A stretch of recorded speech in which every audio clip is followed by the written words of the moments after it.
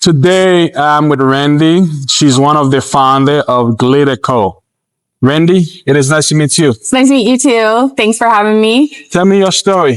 So our family is big into concerts and rock shows. And we go as a family all the time. And me and my daughter love to wear like glitter gel on our bodies, glitter gel on our hair, just to kind of stand out and have fun at concerts. She also plays for a competitive travel softball team. And so we're always doing like the fun glitter roots and the festival braids in her hair. And I just got sick of not finding anything that was good quality, that didn't irritate our skin off Amazon or online. So I did a bunch of research and I made my own. Wow, fascinating. Tell me about the process. How do you make them? Let's talk about this, for example. Okay, so this is our hydrating cosmetic grade body oil gel. It is a full aloe vera base, alcohol free. It's strictly pure aloe vera. We add cosmetic grade glitter. We add a couple different hydrating, skin safe body oils. Everything's PET approved, cosmetic grade. It's not a sticky texture. It's actually super hydrating because it's mainly aloe vera. It washes off in the shower, but it just sparkles. It looks great, feels good. It doesn't get sticky. And it also has UV protectant. So it's great for festivals, people out doing outdoor festivals. It's going to help not get that UV ray, like sunburn. So this is our body glitter gel. And tell me on where do you get the ingredients to make it?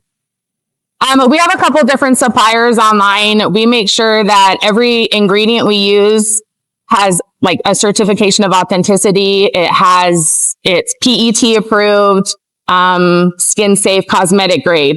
If it's not, we don't use it. Okay. And what are the different one you have again? Okay, so then we also have our smaller 2-ounce containers. This is for hair. So this is also an aloe vera base, but it's a hair gel aloe vera base, alcohol free. The only 2 ingredients in this is the alcohol free aloe vera hair gel and the PET cosmetic grade safe glitter. So this is specifically for hair and roots. It's not going to irritate your skin because it is cosmetic grade, but it does have the more sticky consistency because it is a hair gel. So that's the difference between these two.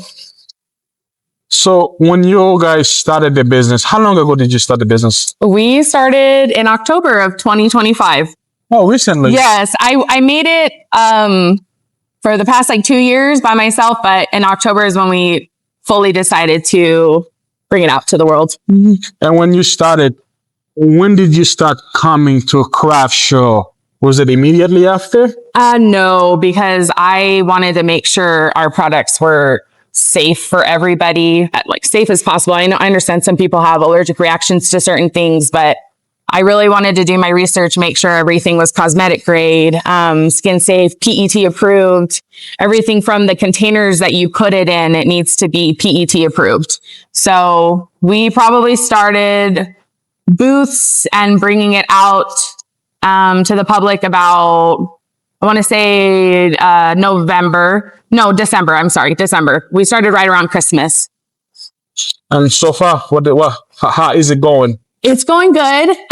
We would like for it to go better, but we understand we're a new business and not everybody knows about us yet. So, but it's slowly, each event we've done, it's improving. Our Etsy is doing great. Our Etsy went live about 2 weeks ago. We've been having a couple good sales on that one. So we're getting there. We just need more people to know who we are. So we're working on that too. When you say event, how many events, I mean, you only started since December. Right. How many events have you been going to, or how many events you try to go to in a month? In a month? 4. We try to do one every weekend. And how do you find those events? We find them, there's a bunch of different groups on Facebook for vendors. We find them through there. I also just Google Like a few that we're going to do at the Mountain America Expo Center. I just went to their website and looked up what shows they have, which took me to those websites and online, basically. Sometimes word of mouth, but mainly online is where I find them. I know some vendor, when they sign up for a market, they look for the price of the booth carefully. Yes. Because I know some of those booths can be pricey. Oh, yeah. Does it matter for you, or do you feel like as long as you think you're going to make some money, you will sign up for it? I definitely take into consideration what the show is, the market, and go off of, I judge the price off of that. So for example, if we're doing, like in November, we're doing a huge well-known show at the Expo Center, which is extremely expensive for the booth fee, but it's a 3-day event and it brings about 35 to 40,000 people in those 3 days. So to me, I'm happier to pay a higher booth fee. Smaller events, I'm a little bit more picky on, because if I haven't heard of them or seen good reviews from other vendors that have been there, I don't care if it's $20. I probably won't do it if the foot traffic's not there. Yeah, because I think a lot of people here trying to have a little event here and there. Yeah. But I mean, it's nice to have them, but if the foot traffic is not good to justify setting up, dragging your stuff from the car. Right. And all of the time you put in is not even worth it. Exactly. And it helps a lot when whoever is hosting the event does a lot of advertising on their part, which I think I've been to some that we had maybe 20 people walk through the whole event all day, and I've had some where it was just nonstop. And I think that has a lot to do with the host advertising. And the vendors also need to advertise too, to bring customers, but it definitely helps when the host advertises. How do you find I know I go to Jillian. Jillian is the one that hosts this market. I usually go to her market constantly, usually whenever she does them. Is there a host that you follow every month that they do a market, or you just randomly find the best one as you can in a month? We're kind of just randomly finding them as we go, because we're so new. Like, this is our first event here, so if it's a great turnout, I would love to keep following them.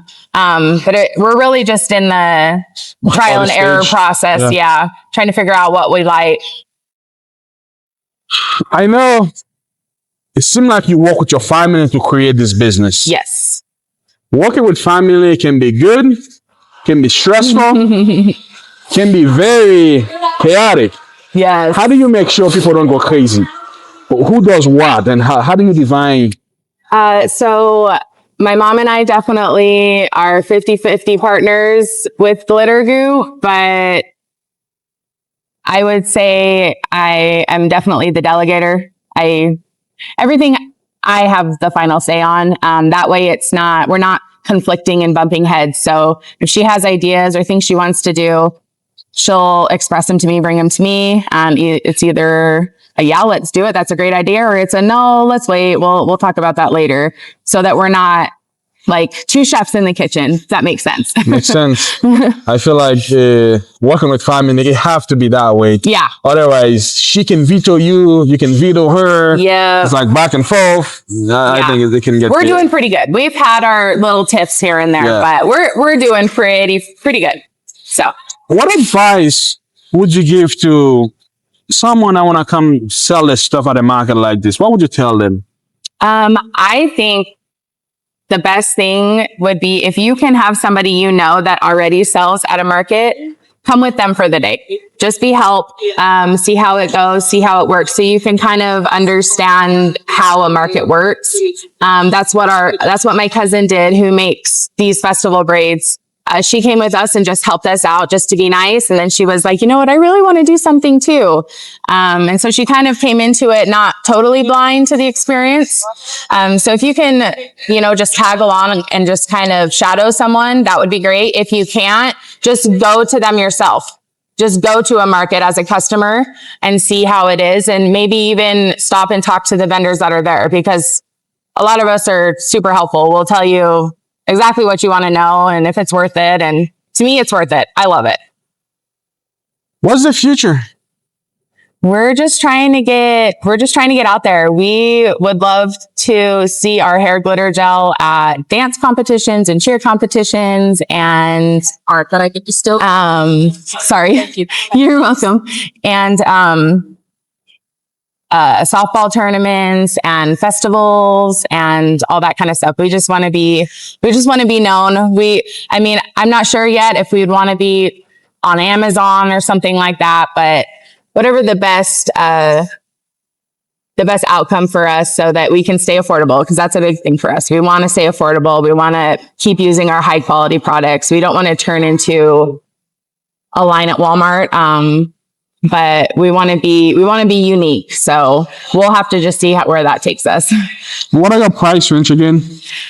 It's pretty good. So our hair glitter gel starts at $6. If you buy 3 or more, it drops down to $5. But the good thing about this is if you look online, you're going to get a fraction of this size. This is 2 ounces. Most people only sell it in like a 10-gram container for $6. So you're getting 2 ounces for $6. And then our body glitter gel is $10. This is 4 ounces. So, I mean, you can go to probably some of the bigger brand stores and get a size of body glitter gel this big for probably $25. So we're not making an exorbitant amount of money. We're making enough to where we could be successful and we can keep growing, but we are not in the business to overcharge. Where can people buy them? Okay, we've got Etsy. It's just under Glitter Goo. You can find us Etsy /Glitter Goo. We have an Instagram, we have a Facebook.